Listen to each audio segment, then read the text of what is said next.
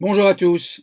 L'émission d'aujourd'hui est consacrée au nouveau livre de Edwy Plenel, livre qui vient de paraître aux éditions de la Découverte sous le titre Le jardin et la jungle et qui est sous-titré Adresse à l'Europe sur l'idée qu'elle se fait du monde. Alors, cette formulation est en réalité un peu ambiguë. Plenel veut-il interpeller l'Europe sur sa conception du monde ou, en général, ou veut-il plutôt l'interpeller sur sa manière, sur la manière dont elle appréhende le reste du monde, ou bien les deux. Alors nous laisserons l'initiative à Edwy Plenel de lever l'ambiguïté.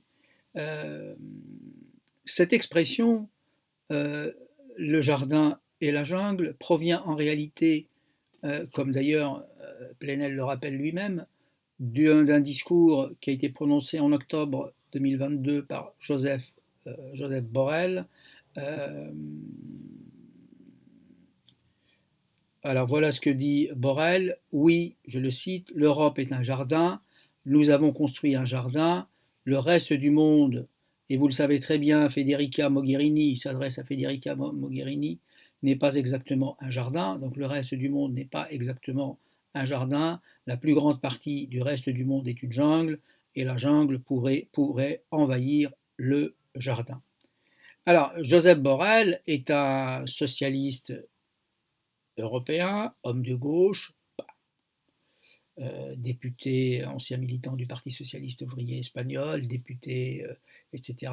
Et euh, ce qu'on ne dit pas, c'est que, en réalité, Joseph Borrell eh bien, s'inspire dans cette formulation, dans cette expression, des propos qui ont été tenus par Ehud Barak, l'ancien Premier ministre israélien, euh, qui avait déclaré en 2002, eh bien qui avait décrit en 2002 Israël comme, je le cite, une villa dans un jardin. Alors, ce qu'on ne sait pas aussi, peut-être faut-il le rappeler, c'est que Joseph Borrell, un socialiste espagnol originaire de Catalogne, comme le dit Joseph Massad dans un article, eh bien, je le cite, Joseph Borrell, un socialiste espagnol originaire de Catalogne qui a été volontaire en 1969 dans un kibbutz fondé par des colons juifs polonais en 1946, semble sur la même longueur d'onde que l'ancien dirigeant israélien. Alors ces propos de Joseph Borrell ont été dénoncés comme étant des propos racistes et nauséabonds, euh, et ils ont provoqué de très vives réactions, euh, bien entendu, du parti, de la part de ceux des pays euh, que Borrell décrit comme étant, n'est-ce pas, une jungle. Euh, alors, pour revenir au texte de Plenel, donc Plenel construit sur cette expression de Joseph Borrell pour en prendre le contre-pied, pour en faire la critique, construit tout un discours sur lesquels je voudrais attirer votre attention. Alors, Plenel semble pointer une contradiction dans la notion et dans la réalité même de l'Europe. Cette Europe persiste euh, à se penser comme le berceau de la civilisation, l'incarnation du bien et du juste, à se croire menacée par un environnement mondial où régnerait la sauvagerie, l'obscurité et le mal. Donc, fin de citation, donc en réalité, personne n'a jamais considéré l'Europe comme étant le berceau de la civilisation. En général, le berceau de la civilisation, ça n'est pas l'Europe, c'est le croissant fertile. Et euh, cette Europe-là, euh,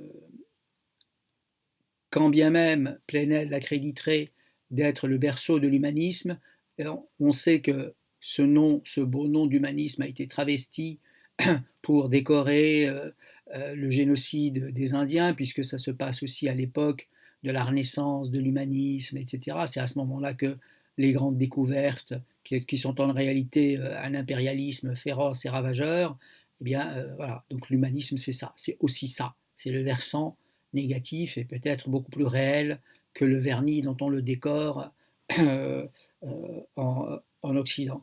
Donc l'Europe créditée d'être le berceau de l'humanisme par Plenel, de l'égalité, des droits de l'homme, et d'avoir formulé la promesse, malheureusement non tenue, de l'humanité commune et du droit universel. Donc, ce qui nous intéresse, nous, c'est l'égalité des droits, n'est-ce pas, en fait, et pas l'égalité des droits en droit. Parce que les hommes soient égaux en droit ne mène strictement à rien. C'est une formule creuse et sonore qui ne mène à rien, puisque, en réalité, les hommes ne sont pas égaux. Ne sont pas égaux. D'accord Il reste que, aux yeux de Plenel, effectivement, l'Europe, quand l'Europe a endossé le rôle du colonialisme prédateur et génocidaire, elle a jeté aux orties ce droit universel et cette humanité commune.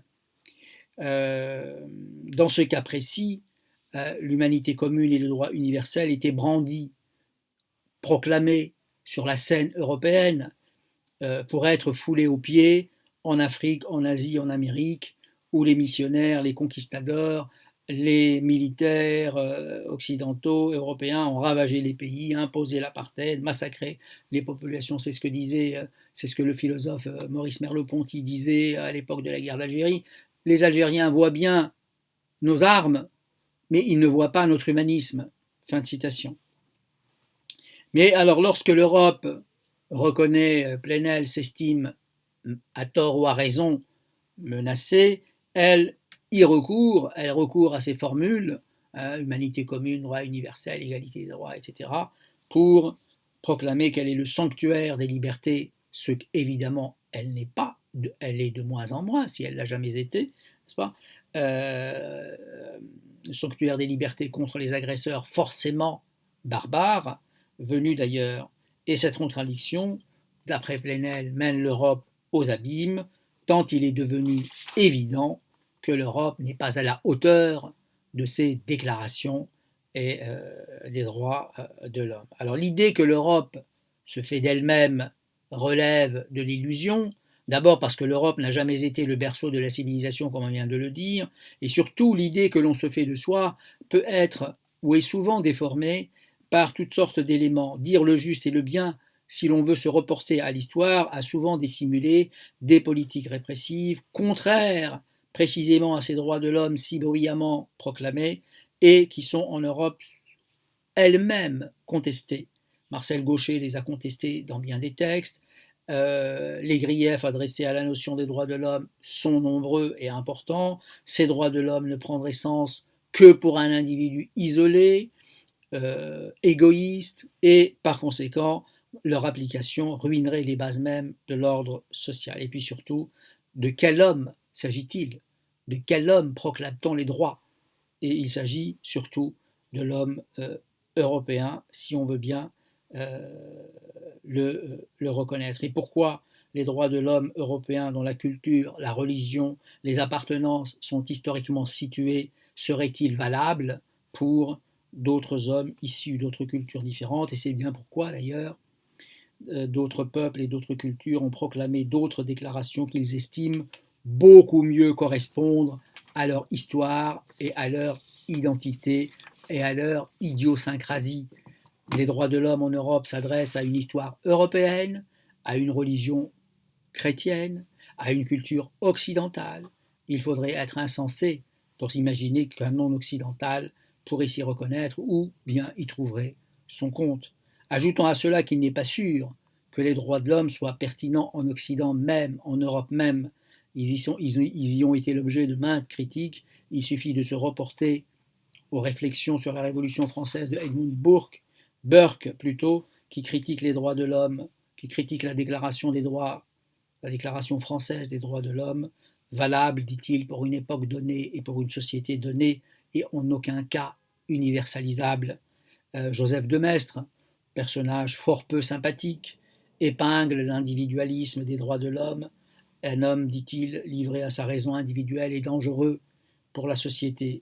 Karl Marx lui-même a critiqué les droits de l'homme égoïstes. Les droits de l'homme bruyamment proclamés ne concernent qu'un individu isolé, replié sur soi-même et égoïste. À quoi donc sert de proclamer des droits, l'égalité des droits, si leur application est stérile et qui sont en réalité à géométrie variable? En ce moment même, il apparaît que les Ukrainiens ont plus de droits que les Palestiniens. Les milliards de dollars et les armes pleuvent sur les Ukrainiens, sur Kiev, alors qu'en Palestine, on ne parvient même pas à arrêter les massacres à grande échelle. Voilà pourquoi Fanon critiquait cette Europe qui n'en finit pas, dit-il, de parler de l'homme tout en le massacrant partout où elle le rencontre, à tous les coins de ses propres rues, à tous les coins du monde, et Plenel de commenter cette Europe qui a proclamé l'égalité naturelle, puis édicté l'universalité des droits, piétinés et saccagés l'une et l'autre par le colonialisme et l'impérialisme, les déniant aux peuples et aux humanités qu'elle opprimait et exploitait. Donc un livre que je conseillerais pour ma part de lire parce qu'il agite un certain nombre d'idées intéressantes, même si